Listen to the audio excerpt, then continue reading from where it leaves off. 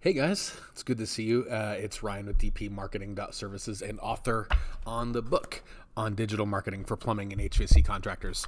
Hope you're doing good, staying safe. Thanks for tuning in. Coming at you with a video today. I'm curious to know your thoughts because I think this one may ruffle some feathers because it's going to make you think about something maybe you haven't.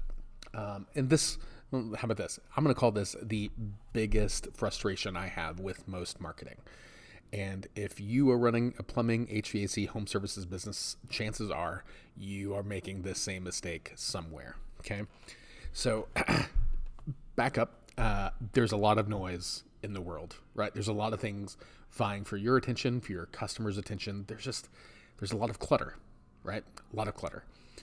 And when you think about your business, your brand, your value prop, your messaging, it's really important that you are very clear about what you do and why you exist, right? Because so many times I see companies, they talk about, hey, don't hire this company, you should hire our company, right? Or they kind of piggyback on what so-and-so else is doing. And they're like, hey, haha, don't hire this one, we're better, whatever. Or it's like, hey, don't hire the truck in a truck because whatever. And the thing is, people don't care. That's adding to the noise. There's an old saying I think it's from the 50s, from a big ad agency saying, people don't read advertisements, right? They read what interests them. Sometimes that's an ad.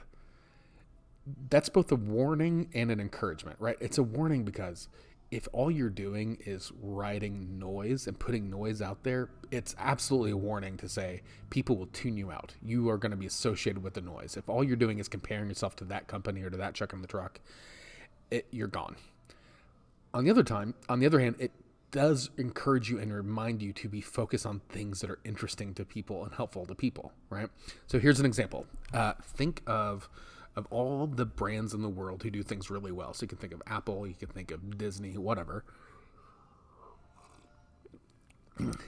Chances are they do this exceptionally well. So the first one that comes to mind for me right now is Nike, right? Nike, they sell a commodity product. They sell shoes, right? But for decades, like literally since when I was a kid, if I think back to all the Nike ads, what do Nike ads say about their shoes? Nothing. I don't remember one ad from Nike that actually talks about the shoes, right? They don't say, hey, this is what we do in our soul and this is how whatever. I don't remember anything like that. Or what does Nike say that makes them different and better than Reebok? I don't ever remember Nike talking about Reebok or any other, like New Balance. Nike doesn't do that, right? They don't talk about why their soul is different or why their product is better compared to the other guy. They don't. But what do? Like, what does Nike do? If you think about it, Nike focuses on great athletes and great athletics, right? It's things that are interesting to you. That's what they participate in. And for your company, you have a chance and an opportunity to do the same thing, right?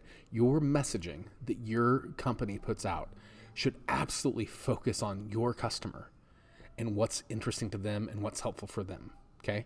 So I would encourage you right now to think about this one question. One question, there might be more. This might encourage you to think about other questions about your business, but think one.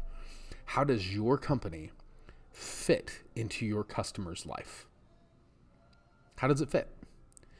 If you're trying to force a conversation about how you're different from this other company, or you're missing the point, right? Because your customer isn't thinking about that way. They're not evaluating how you're different from a truck in a truck, or if you do flat rate and this other one is T&M. They don't care.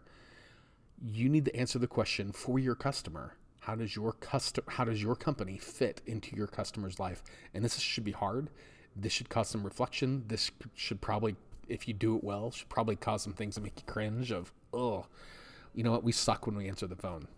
Or, man, the way that we do our dispatch really doesn't help solve our customers' problems.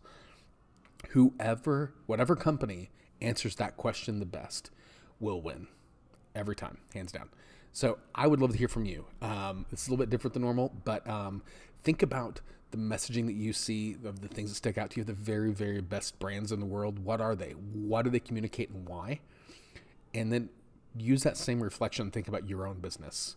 How does your company fit into your customer's life?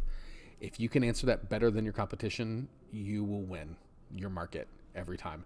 I would love to hear from you guys. As always, leave a comment below. As always, follow us on Facebook, subscribe on YouTube. We'll see you next time.